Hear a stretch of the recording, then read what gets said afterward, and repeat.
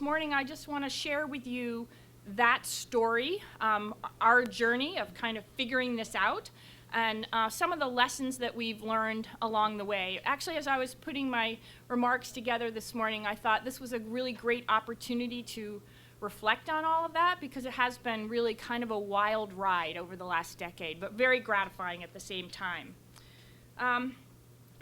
So are we just, we might, because the slides are over here, you might want to just shift your chairs just a little bit so that you can see.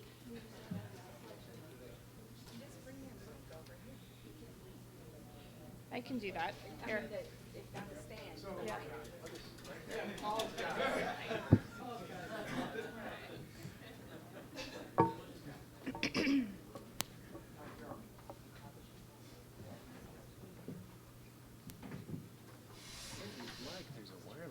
Again, like I said, a mobile That'd be better. Yeah. Whatever you need. So Then I can wander around a little. appreciate the flexibility. Okay, I'll just stay away from there. Okay. Just trying to make sure.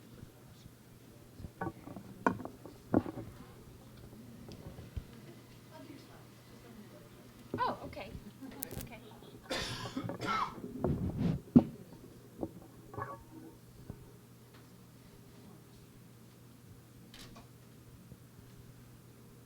Okay, so the foundation is really excited to be working here at the University of Akron, supporting the spread of entrepreneurship across this campus through the activities at Excel, I-Core, through the Entrepreneurship Education Consortium, Northeast Ohio Student Venture Fund, all working to raise the profile of entrepreneurship and connecting activities into the greater Akron community. I want to particularly thank Jeff and Ian. It's been great to work with the two of you as we work this out. I know Ian mentioned about the hackathons we're going to sponsor over the next year and a half. We're very excited about all of that. So as I said, our task here this morning is to explore the evolutionary path of campus entrepreneurship. And so we're going to do that through the perspectives of Burton D. Morgan Foundation and our history, our learning process over the last decade. So 3 things we're going to accomplish. How did the Morgan Foundation do this and why? How does entrepreneurship on college campuses connect into the larger ecosystem in our region? And how has collegiate entrepreneurship education evolved over the last decade, and what specifically have we learned? Next slide, please. So a bit of background on the foundation itself and who we are today. The foundation has about $150 million in assets. And this figure varies depending on the day of the week, depending on how the stock market is doing. We use these assets to generate the resources to make the grants and to do all the other work that we do around our grants to help build a strong ecosystem. This method of working is what we call venture philanthropy. It draws upon kind of the concept of venture capitalism. It means that we do more than just make grants. We wrap a lot of other services around the grants that we make, including networking, technical assistance, foundation expertise, and know-how to ensure that these grants are successful. And so, as I said, this whole idea relates to the practice of venture capitalists, not only investing, but investing time, energy, and knowledge to boost the chances of success. So to that end, we've engaged in a series of experiments on university campuses trying to understand how entrepreneurship can best be embedded. I know you think probably that entrepreneurship has been around on college campuses for a long time, and it has been growing over the last decade, that's for sure. But there's a lot that we don't know about how entrepreneurship education plays out in the best way on college campuses. So this is where all of you come in. Students, you are part of this journey. You're helping us to figure this out. And so that's why the work that we're doing here at the University of Akron and on other campuses in the region is so important. In 2015, the foundation established an entity under the umbrella of the foundation called the Entrepreneurship Education Experiment. This was designed to capture all of these learnings that we've been pulling together over the last decade. And so we want to capture them, be able to tell that story, and then disseminate that information out across our region and really across our country and literally around the globe. So first, we also put together a fellowship program. So Dr. Scott Shane from Case Western Reserve University is our first Burton D. Morgan Fellow. And you may have heard about this. In 2015, we were working on a project called Pitch U, and that was to help students train, figure out how to deliver better pitches. It was part of an experiment. We were collecting data from that, and there'll be some interesting results that are going to come out of that study. But Pitch U itself was so successful that students asked, could we run this again? And so in the fall of 2016, Pitch U will run again, and it will be a pure training exercise and a competition as well. So you can look forward to that in the fall. So it's important for students to understand that while you see lots happening in entrepreneurship education on campus, as I said, we still have a lot to learn. Northeast Ohio has a heavy concentration of entrepreneurship activity, not only at the adult level and the larger ecosystem, but really on all the college campuses that we have here in our region. Next slide, please. So how did the foundation get its start in this work? The resources that we have were generated by one donor, Burton D. Morgan. He was an entrepreneur who really believed in the power of entrepreneurship to change lives.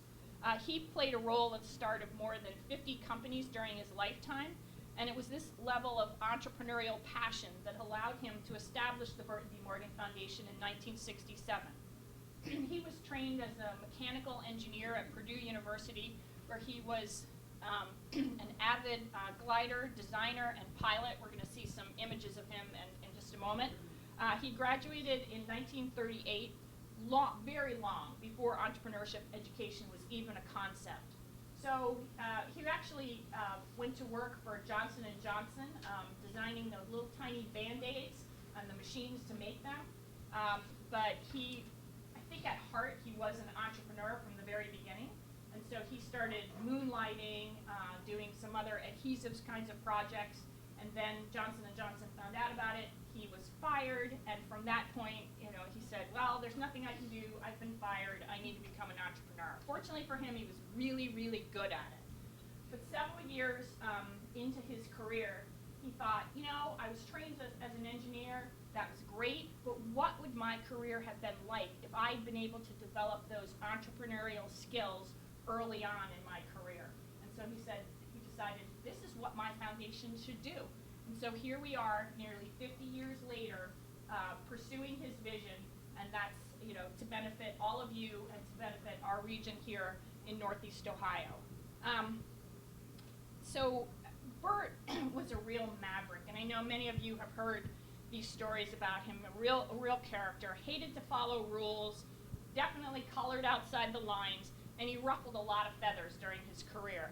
And so I'll just tell you, so I'm a lawyer by training, so I'm probably a rule follower, and so my job was to keep him out of trouble, which I did. He never went to jail on my watch. I have to say this.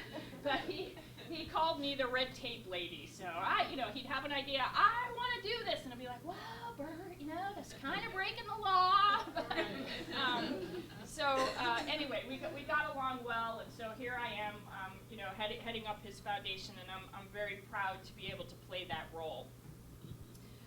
So that's how we got our start. But I just want to say, are we going to be able to? So the technical difficulty. Okay. The technical difficulty seems to be is this online?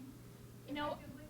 If we want to take a break, I have it on a flash drive. Would that be helpful? Yes. Okay. Well, So just. I'm not sure it makes a PowerPoint, how are we not able to show a PowerPoint? If it's actually online, that would be the problem, I think. It's not online. It's not online. I downloaded it. It's from an email. No, I mean, are we from here to here, is this going online? Would you like me to pull the flash drive out? Yeah. Okay. Guys, everybody, just want to make a quick apology. We just got a lot of this new technology lined up, so thank you. Patience is indeed a virtue. It is a virtue. When I tested it yesterday, it worked like a charm. Well, see, it's snowing today. Yes, That may have something snowing to do with today. it.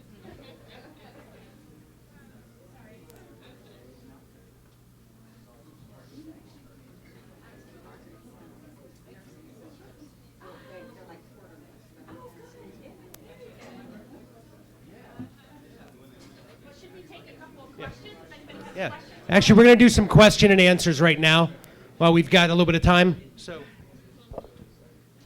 While we take a little break, anybody have any questions, anything?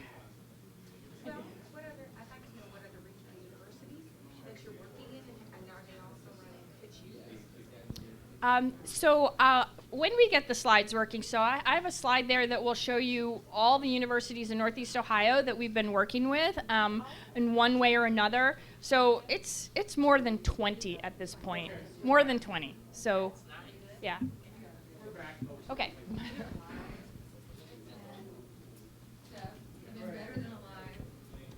Oh my gosh. Great. Well, now I have too many things in my hand. So, can you all hear me if I don't use the mic? Yeah. Yes. I'm gonna talk loud. fair enough. Okay. So anyway, just so to backtrack here. So here is Mr. Morgan. This is during his days at Purdue. So other than the graduation photo, the others all had to do with his gliding passion. So they bought that, it was a Model A chassis, I think, that they bought for $25, and it held the winch for the cable for the gliders. And so I don't know what his mother thought, but he built that glider. So, and there he is, up in the sky in his glider. Happy, very happy. So it gives you a sense of the kind of the daring personality that he had. Let's see, where were we? So let's see. So Northeast Ohio, or Morgan Foundation rather, is not the only foundation that supports collegiate entrepreneurship. There are a number of others, and all of these foundations have had some connection to Northeast Ohio. I know Coleman Foundation, based in Chicago, has funded founding boards and cheerleaders. We're talking about years. This isn't like weeks or months, years to achieve all of these steps, and the path is certainly not linear. And many don't make it out of the seed stage. They wither, but the entrepreneurs in the process gain experience and know-how, and ultimately they flow back into the innovation pool to try again, and hopefully stronger and better experience for that, for having had that experience of failure. So the truly successful innovation ecosystem then reinvests in itself by recycling its talent, financial resources, and connections back into the innovation pool to fuel that process over and over and over again. So as we run through this morning, I want you to keep that diagram in mind. So here's how we're looking at it much simpler here in Northeast Ohio.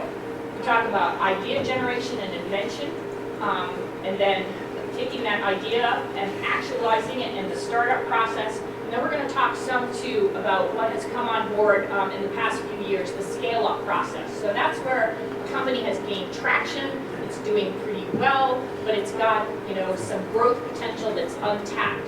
So we're trying to figure out here in Northeast Ohio, we have a lot of companies that are at that stage. How do we go in and help them grow to the next level? At the end of the day, we are talking about making people's lives better, inventing products, but we're also talking about job creation for our regions. I mean, I'm sure many of you were watching last night, watching the political results roll in. We're all talking about job creation, and that's hugely important for this region in particular.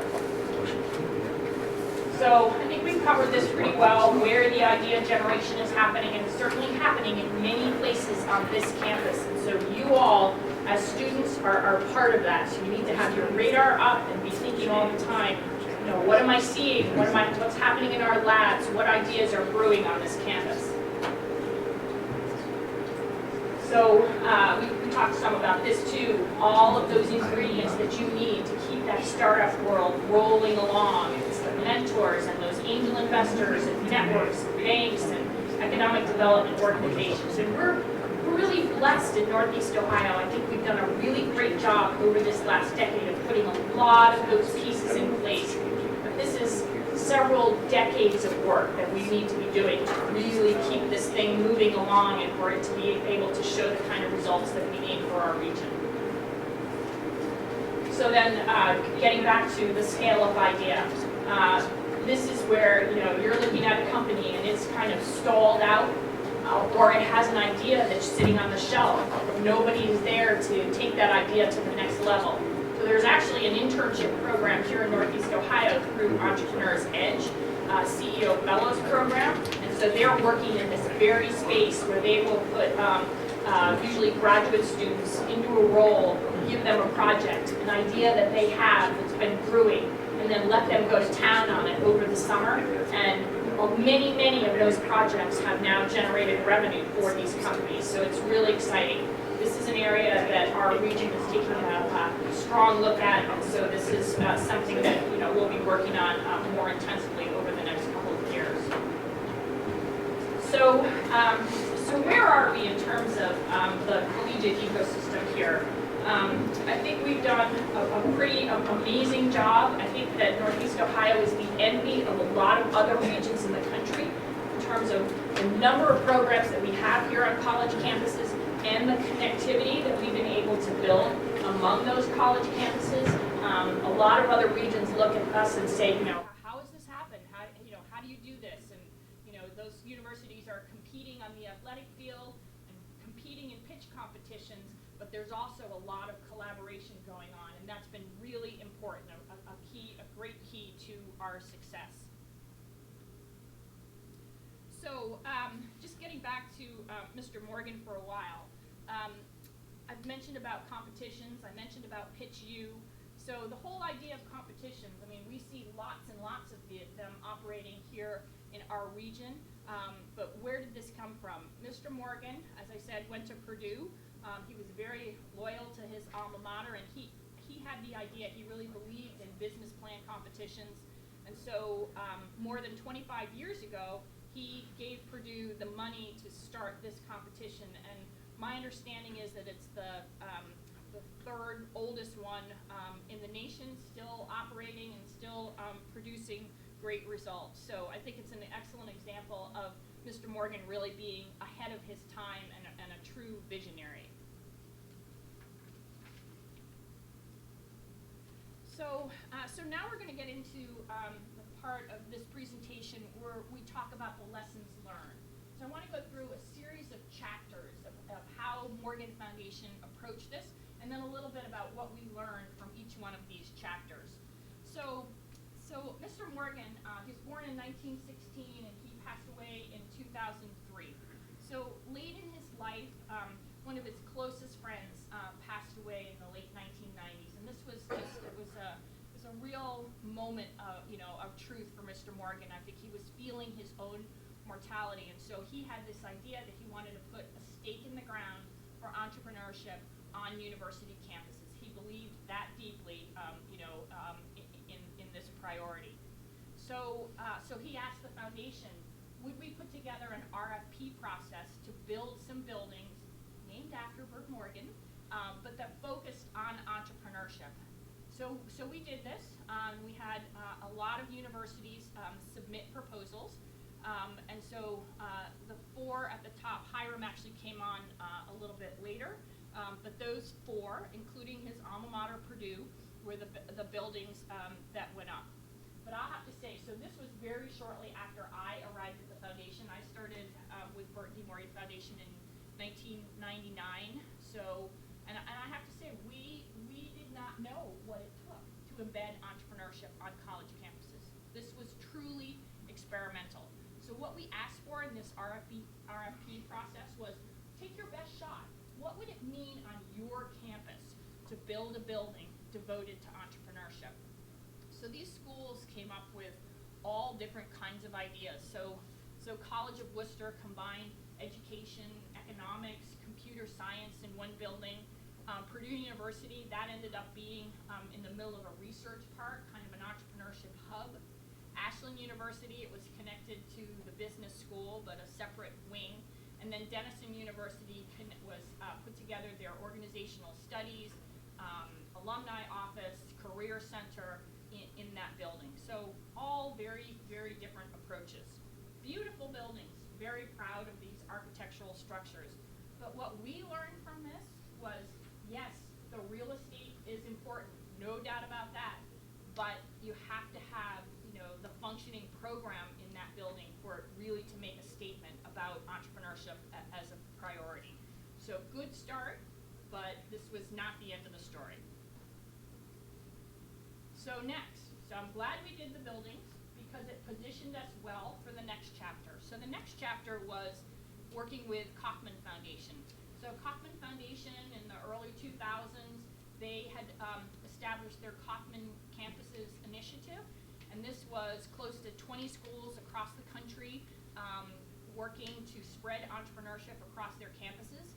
And so in their second round, which was starting out around 2006, they wanted to figure out what this looked like on liberal arts campuses.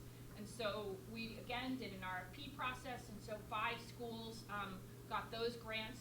And over a period of 5 years, we experimented. It was a lot of money, like $6 million altogether. And so these schools, so it's Oberlin, Hiram, Lake Erie College, College of Worcester, and Baldwin-Wallace. A lot of important learning came out of that. We learned that you had to experiment. You weren't going to know from day one what was going to work. You had to figure out what fit for your culture on that particular campus. It had to grow from the core of the campus. It couldn't be something that was imposed by somebody else. It had to be what was important to that particular institution. So a lot of stopping and starting and trying things, but then at the end of the day, now here we are, 2016. All 5 of those schools still have entrepreneurship programs, and this was a big deal because these are liberal arts schools. They did not even want to say the word entrepreneurship at that time. It was like a nasty word. It was business, and that had no place on this campus. But here they are. They can all say the word entrepreneurship now. So huge progress, huge. So I mentioned before, so here's a list of the schools that we've helped to support and grow entrepreneurship programs on. So lots of all different sizes. We've got, neo-med, large universities, and very small schools, but all of these schools in one way or another come together and are sharing ideas. And so that's kind of the crucible that we've built here, kind of that laboratory concept that I mentioned earlier. The other piece that we have here, I'm calling this fertile ground for collegiate innovators. There are so many different ways that our schools are connecting, doing these joint projects, and lots of people in this room are working on these different kinds of collaborations. And so there's some social entrepreneurship, there's tech-oriented kinds of competitions, there's Entrepreneurs Edge, the CEO Fellows program, there's manufacturing, there's Venture for America that's putting students who graduated from colleges into startups. So all kinds of things going on. And this is really one of the big secrets of success that we have here in our region. And so, I just encourage students to, who want to pursue entrepreneurship to look into these opportunities, because there's so many different ways to explore your entrepreneurial dreams. So I mentioned Blackstone Charitable Foundation. So this is the collaboration that we did with Blackstone, now named Neo LaunchNet, on those 4 campuses. And so this is the piece, another lesson that we learned. We believe that the curricular piece, learning those hardcore entrepreneurial skills in the classroom, that's really important. You need to have those skills, absolutely. But at the end of the day, it is about putting those skills into practice and learning along the way by actually doing entrepreneurship. And I know you've got opportunities here on this campus to do that, and lots of other campuses have different ways to explore that. So I just encourage students to take advantage of those experiential opportunities and to put those skills into practice. Another great asset that we have here has to do with makerspaces. So there are a number of makerspaces at different places. So ThinkBox opened at Case Western last year. Lorraine County Community College has Fab Lab. And I know that there's ideas brewing here to get a makerspace going in Akron, which will be really exciting.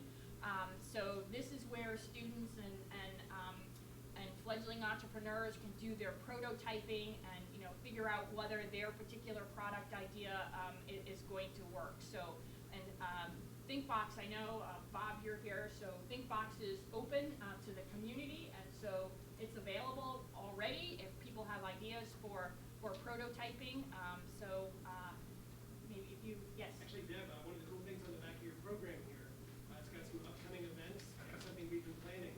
It's on there. It's called Excel to Think Fog Hackathon. We're actually going to get route buses, kind of what Carolyn talked about earlier that we used on Friday. We're going to get students on a route bus, give them an idea, bring them in here, give them breakfast, give them an idea, get it put into teams, pick what we're going to do. Take a route bus up to Cleveland on the way up, be working out problem-solving ways that they're going to go about it. And the moment they get to Think Box for a full day, make it. We're going to give them the materials to do whatever they're going to do. It's called Excel to Think Box. Yeah, real quick.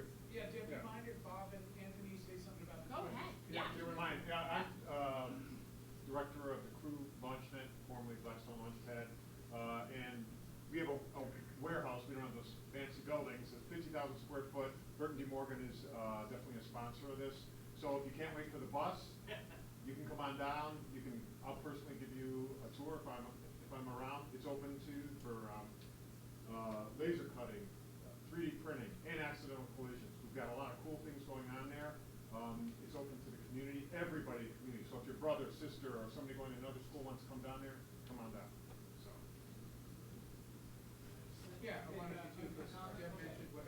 Yeah, thanks. Just to think about something that's coming closely in the future, probably mid-2017, plans are going in place right now, is on the campus of the University of Akron, the city of Akron, along with our partners, University of Akron, and Stark State, plan to open the Vincent Adams Innovation Center. It's going to be on the first floor of the Polsky building. It will encompass that entire first floor. Part of the mezzanine will be 50,000 square feet of space.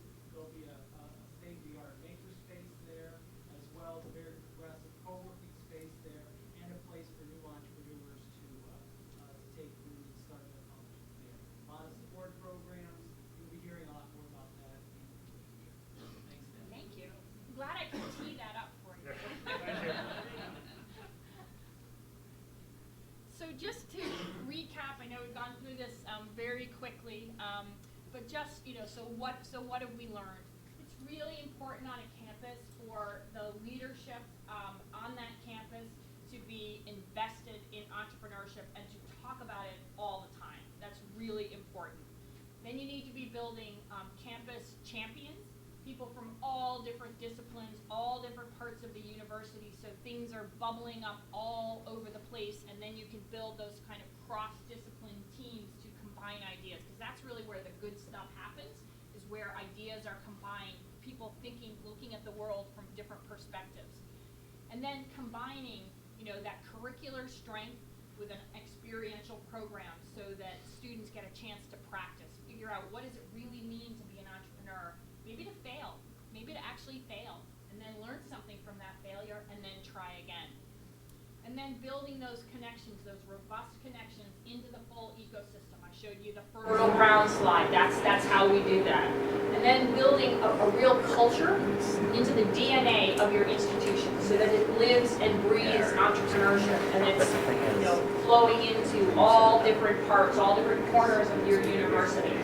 And then obviously when you have a success, crow about it, talk about it, get it out there, celebrate it. Because that's how you inspire others to take this path and to literally to dare to do it. Creating those connections to other campuses, because one campus has a strength in this, the other campus has a strength in something else, and then you can bring those ideas together. And then activating that full spectrum of innovation so that you're not just thinking about the idea, you're thinking about, okay, how can I make this idea a reality? How can I actualize it? How might I commercialize it? So you think about, okay, so that's what's happening on a university campus, but really our whole region needs to be thinking entrepreneurially. We have to improve our tolerance of failure. It's okay to fail. It's part of the entrepreneurial journey. You have to figure out, okay, when I have an idea, where are the next steps? Where do I go to get services? Building in that spirit of collaboration so it's not us and them, it's our whole region thinking and rising together. Having the patience for the long haul. This is going to take us a long time to figure this out. Building that pipeline of young entrepreneurs, not only on university campuses, but for children.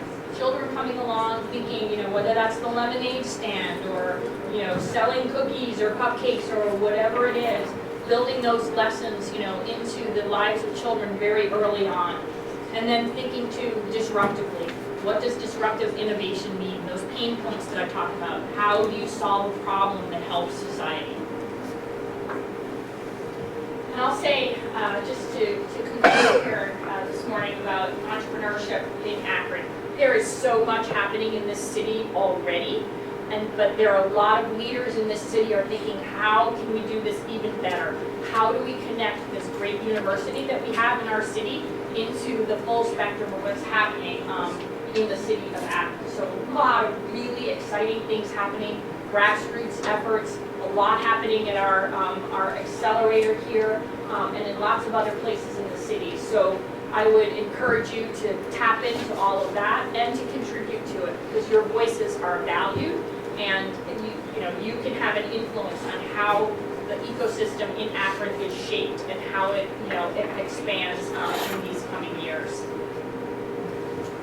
So that's a little about our journey over the last decade. I would be very happy to answer questions if there are time. Is there time? Absolutely, there is. Absolutely. So let's hear some questions. I think Ricky had one that he just asked me about. I think you definitely want to answer it. What was that question you said? So as an aspiring lawyer, how do you recommend people trying to start their ventures be protected from personal liability?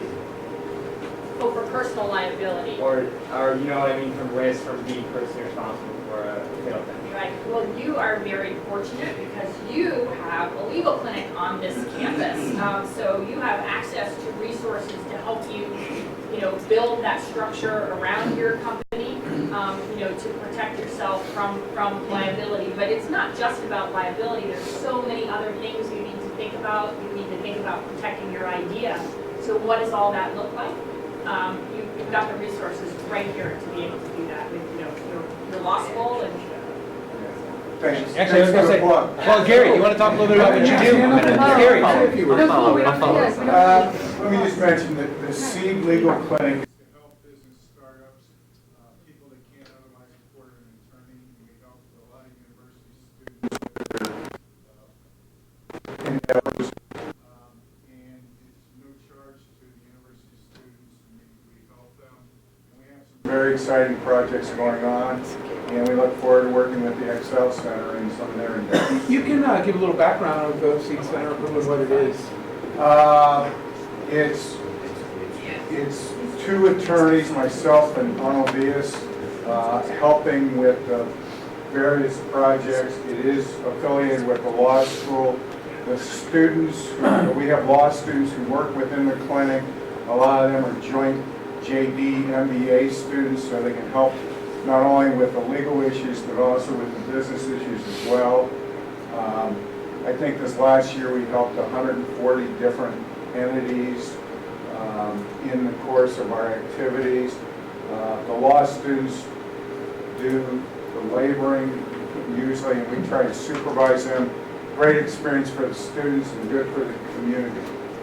So, by the way, this is an extremely rare gift that we have, and we thank you guys for doing that. You've got two lawyers doing pro bono work to help you out, and that just doesn't happen. I do this, that's why Deb brought it up, I do this in communities and universities all over the country, and you're just not going to find this very much. So you need to realize we have a gem right here in our midst, and we just want you guys to know we really appreciate what you do, working with all those entities to help them out. And I'd like to add to that. I am Gopal, director of the Proof of Concept Center.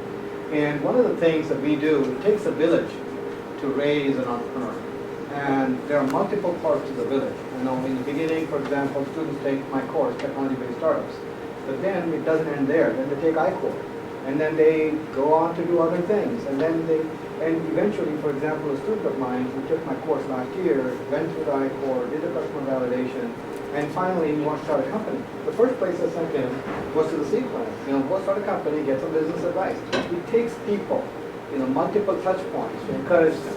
And these are difficult inventions. Well, so I think you raise a really important point. I think that's another asset, another great thing that we have going here in Northeast Ohio. It does take a village.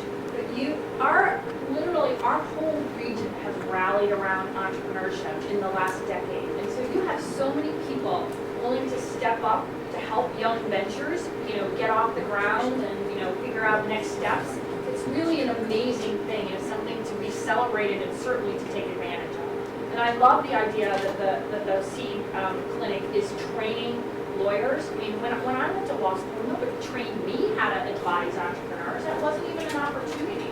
To have law students coming out of law school, having a sense of how to do that, that is another really important element for our region. Yeah, one other thing. There is also a trademark and somewhat limited intellectual property clinic associated with the law school here at UA. So if you have a trademark issue that you want to get processed, there is a clinic here. Gary, myself, and Dan Andrew, we could put you in touch with Ryan Baca and the individuals at UA Law who run that clinic, but a little bit separate from the seed clinic, but still something that could be very valuable to Yeah. Real quick, you want an operating agreement. You and your two friends are gonna do this together, and then all of a sudden one of them says, oh wow, I already own a third of the company, so I'm not gonna do anything, and you guys are slaving away, and you're sitting there going, I'm really ticked off now. So you wanna make sure you have an operating agreement, because it then also helps you when you get financing, saying, hey, the team is very important, so if you're kind of tied to it, and if this person doesn't do work, and they only have 1% because they only put in 2 months, that's fine. The other thing is we have an intellectual property venture clinic that's open to all you folks here. It's down in Case Western. We can do things by phone, and Ted Process occasionally comes out here. So what can't get done at Seed, or what we can do to supplement that, we'll be glad to help you. No charge. No. I work with you on the board. I'll get you a marker. Yeah. So there's so many touch points from the training, so to speak, from young entrepreneurs in Northeast Ohio. Is there a one-stop shop, so much to go for to take an inventory of all the resources out there? From a web-based Hopefully you're sitting in it. And that's what I thought was going to be the answer. I just wanted to make sure. We are not trying to duplicate anybody's effort. That's why Deb is here with us today. That's why Anthony and Bob are here. We don't want to duplicate anything the community has. We want to supplement it. But one of the thoughts we had, if we're wrong, was that the Excel Center could help serve as that clearinghouse, as a central point to connect everybody. So there are absolutely times you'd come in here and we would say, you need to talk to Anthony, you need to talk to Bob, you need to talk to Deb. So part of our role here is literally to be a clearinghouse connecting point. So we hope to achieve that. And we won't be the only one, and we won't duplicate other efforts. But we felt like, just like you said, since no one seemed to know the answer to that, we probably could do better, and we're trying to do that. Because I learned more in the last 3 minutes than I have months of looking at this. So I would also encourage you, I showed that diagram of the collegiate ecosystem. So on our website, there's a more expansive version of that. And so it's got, lists of the different areas, maker spaces and, legal health, resources, all those kinds of things. So you can find that in the resources section. And while, it's not going to give you every last detail, it's going to help to point you in the right direction. Can I add one more thing, Deb? Sure. The Burton Morning Foundation has funded 100% our Bid Factory space in the Agricultural Business Accelerator, as well as just recently they announced they're going to fund our collaboration cafe, a place for entrepreneurs and people to gather and share ideas in our building. That's probably going to open later in the year. We don't have a firm timetable on it yet, but I want everybody here to know that it's a community space and you can take advantage of it. You've got fiber speed, Wi-Fi there in the Bid Factory, and I invite you all to learn more about these programs and take advantage of these spaces and this program. Anthony, real quick, launchdown.com. Want to explain it real quick? Oh, got people Yeah. here. Another Burton boarded sponsored program. Bob and I serve and Barry Rosenbaum and Gopal and a few others serve on the leadership team for launchtown.com. It's a business idea competition where you can win up to $10,000 to start your business. And go to launchtown.com and enter your business idea. Take a swing at it and see what you can come up with. Through the generosity of Burton Morgan Foundation, we're able to offer this program, this grand prize, and a wonderful finals event that's on the University of Akron campus, courtesy of the University of Akron Research Foundation. Anthony, can you talk about an example of what Launchdown did to one of the companies? Just one example. It's either Every key? Every Key or talk about it. Yeah, Every Key, you have a wristband that will unlock your cell phone, your computer, let you log in. They ended up winning this and a couple other competitions, went on to raise $1.4 million. They have John McAfee, whether you like him or not, the guy who does McAfee antivirus, as a spokesperson. They did two Kickstarter, they did an Indiegogo, and Deb, I wanted to update you today. They have, I think, 4,000 of the electronics already done. It was printed. They were made in Sullivan, Ohio. Used a lot of local people from the Bit Factory, some of the engineers from the Bit Factory. Yeah, they're ready to go. And now they're doing over $20,000 a month in sales. Fantastic. So this is a great example, you know, a company that's come through lots of different steps in our ecosystem, and now we're able, you know, to celebrate this and broadcast and kind of hold him up as a great example. And I'd like to make a comment. I'm actually a student here at the university, and I've met many of you in this space, and I want to thank the Burton D. Morgan Foundation, a lot of these people in this room. I'm working on a startup that started through the Entrepreneurship Immersion Consortium at EIW in 2014. It was a question and answer software. So, and actually today throughout the week actually, it's going to be used. It's called Quail. And so not only through EIW did we come up with the idea, but we also found, so Ricky, you were asking what's a good place? The University of Akron Research Foundation has been very helpful for us in making so many connections in this community. So it's just been fantastic. All these programs, we applied to Launchtown. We didn't win, but it was a great experience to go out there and talk. So really, once you get out in the space, the community will support you, will rally behind you. And although we're not making the kind of money that Everkey is making today. Not yet. Not yet. But, and I hope that comes soon. But this week we're going to be here at Excel, and it's a great opportunity for us. And we're really looking forward to staying within the community and helping other people. Yeah, it's very accessible. Let me also say that my pile of successes is this big. My pile of non-successes is this big. Okay? Good thing so you're going to try. You're going to try. It's like, you know, you read the magazines about, okay, these were successful. Nobody publishes all these other magazines. So it's, you're learning. And Yeah, so the learning bomb, how tall is that? Exactly. Top of the building. Exactly. So, I mean, the second mouse gets the cheese, right? This first one got killed. But again, you're learning. So at least, you know, nobody's going to die. Nobody's going to die because of what you do generally. So that's what Charlie Stack says. It's like, you know what? You're not like, this is a brain surgery. So take a chance.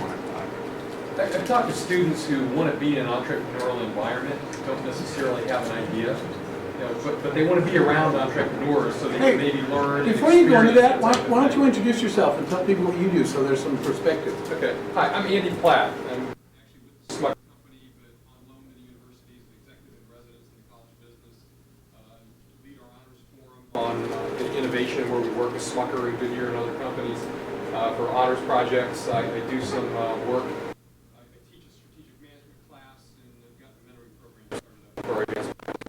Anyway, I've talked to students who say, gee, I'd love to be around entrepreneurs, but I don't have an idea. So how do I rub elbows with people that can help me become more entrepreneurial? We can help them out. Great. So it's a great question. So we didn't really touch much on this morning, but the whole internship piece here in Northeast Ohio is very robust as well. So Flash Starts has internships where, you know, putting students, you know, pairing them with entrepreneurial companies and giving them that experience. It's not their idea, but they're helping, you know, move the company along. And then What was the name of that? Flash Starts. Flash But there are Starts? others. Okay, Nochi helps to I've heard connect of Nochi. students, you know, into entrepreneurship internships. And then you want to talk about Northeast Ohio Student Venture Fund. It's another avenue. Absolutely, I'll talk about two things. First, the Northeast Ohio Student Venture Fund. I'm sorry. Can everybody hear me? I'm usually too loud, so everybody tell me to shut up. The first thing that I within Northeast Ohio, 5 other universities is called the Northeast Ohio Student Venture Fund. We have about 15 students that, from each of the 6 participating universities that manage a small fund of money to put into early stage tech opportunities. It's a great opportunity for people to sit on the other side, evaluate whether or not they want to be an entrepreneur, but at the same time, the people that they're sitting across the table from and reviewing, they're entrepreneurs. They're people that are out making, they're building, they're pitching for money. So you see these students start to grow. Some of them transition into an entrepreneurial role. Some of them become more like a service provider. They're an engineer, they have a specific skill set, but they want to work in a small team and see something grow. And we're actually trying to pair that up with some of our portfolio companies to provide them with internships. And we've seen some very good connections from the pool of students that we have getting linked up to companies that present to us and need marketing outreach. They need some financials put together, or at least some assistance on that. And then a second kind of initiative that we're trying to push and someone involved with is this iCore program. Here at UA, it's also a statewide program. All research institutions in the state of Ohio, per the Board of Governors at the state level, have approved this program for research-based initiatives. And we currently have 4 interns in our office down at 411, mixture of law, MBA. We'd love to have more. I'd love to speak with you to see if we could possibly gather more students to get involved with the iCore program, both here and at the state level, because it's another opportunity for them to work with people that are working on stuff that I literally would call mind-blowing. My mind is always blown by the technologies that people are working on, and it gives you the opportunity to see from a project standpoint what it takes to see something go from step A to step B to step C. Can you tell us some of the technology and the innovation that's going on in the mind-blowing thing? So the very first project I actually helped with was a gentleman here who has a photo-responsive polymer. And I'm not a scientist by trade, so it literally opened my mind. But he was talking about how if you have a certain polymer that he uses and you put it on something and you flash it with light, something in that chemical compound opens it up and then recloses it. So for example, we looked at an opportunity for implanting a drug called Avastin, and there's another couple that you can put in your eyes for macular degeneration of your eye. And it seemed like a great opportunity because if you could flash it, it would break open the chemicals and release the compound, the drug, and then if you flash it again, it would close. We did this. We went through the iCore program with this mentality, doing customer outreach, and we found there seemed to be a need, but the engineering and project side was going to be very difficult, given some other opportunities. And it since has transitioned to an opportunity for large bandages in hospital settings where you have something that's extremely stiff and you put it on a massive part of a person's body, and then when you try and pull that off, doctors are, they're making these people cry. They're tearing skin off because they're putting it on older patients, babies. They're tearing fragile skin off because the stuff has to be so sticky. So one of the applications that they're currently pursuing is this bandage called Vorapeel. You can flash the bigger bandage working. It unlinks the adhesive and makes the adhesive essentially hold. So what we do in the iCore program is do the market validation and prove a need exists. So I was that student's industrial mentor with the iCore program, and we really proved that. But then the next step is how do you raise money to prove the feasibility and take it to the next step? That's why we went to the legal clinic, and he's starting a company. But there's still many steps. It's like a ladder. You need help every step along the way, and we are now looking for funding to move forward. And to bring it full circle, we've connected with Jeff and Ian, and some of those interns that have been in place have been through the connections that we have with the Excel Center already.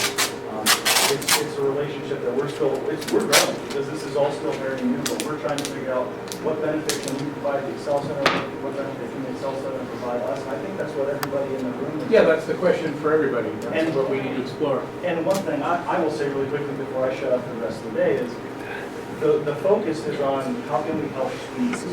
And that's the best part about the whole thing is that not only are we trying to figure out how we all interact together, but it's all how do we all interact together, how do we manage the strengths of what's in the how do we do so in a way that can actually empower students to advance their projects. That's what we're all here.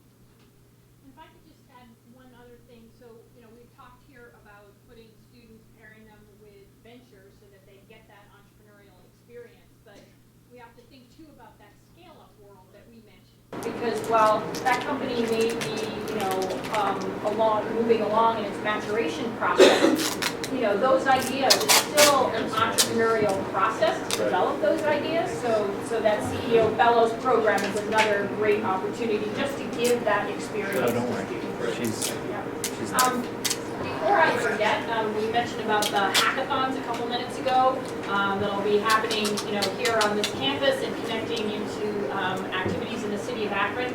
So that's being sponsored both by Burton D. Morgan Foundation and also by our colleagues at Knight Foundation. So this is a jointly funded, another great example of collaboration. So I really want to also thank Kyle Kudichief, our director here of the Knight Foundation in Akron, for being willing to partner with us on that hackathon. We definitely want to thank Kyle. Kyle could not be here today. He had to go and be with some other people that he's trying to help, but it's fantastic. The level of support that Burton D. Morgan and Deb, I just want to thank you on behalf of everyone here that's going to experience it in a couple weeks, in a few weeks.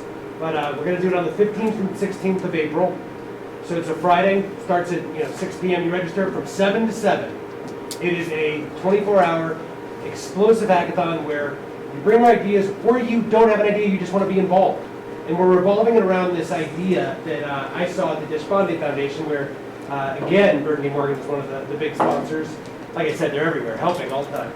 But what I learned there was this concept of the hacker, the hustler, the hipster, and then we threw in our idea of the wild card.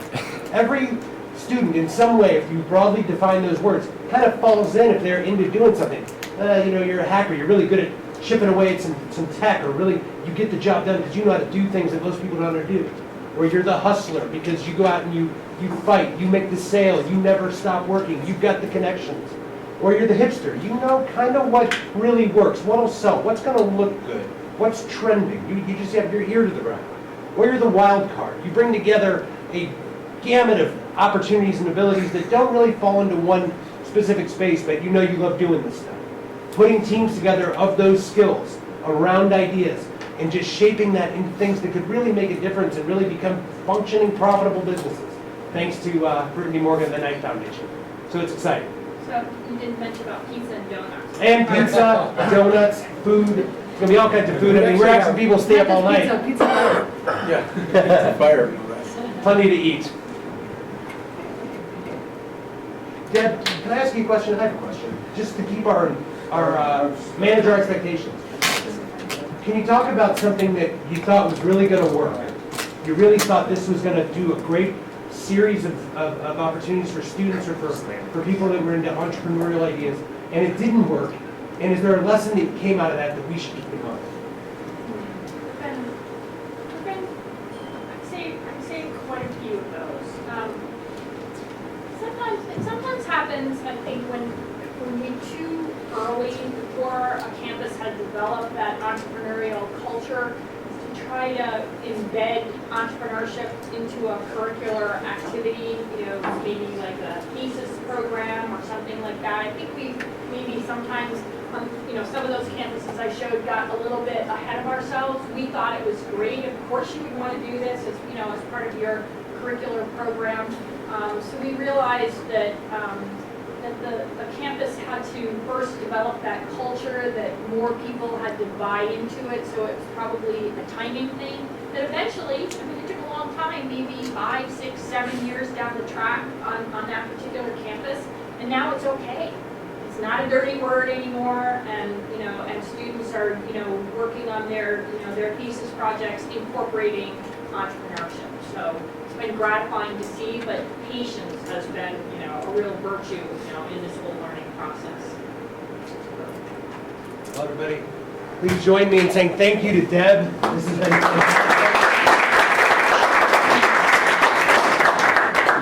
We've got some special gifts for Deb.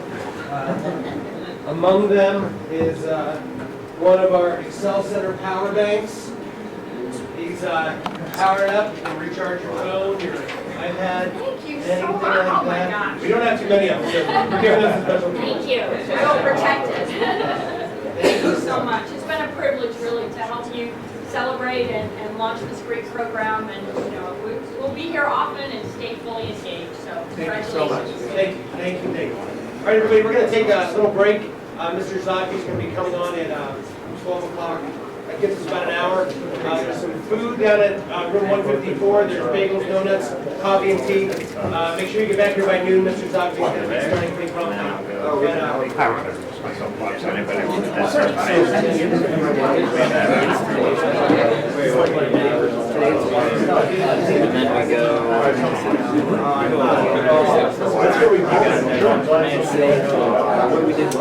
Really crazy about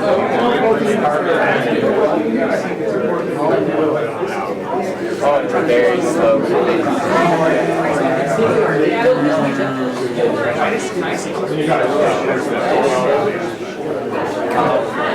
Now they have a little sound effect for it too.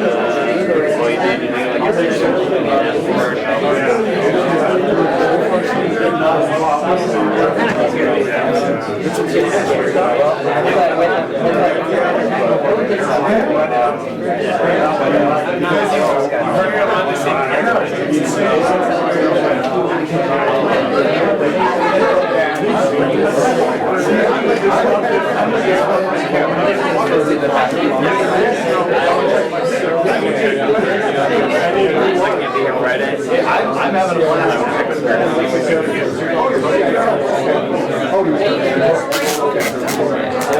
I was in a hurricane.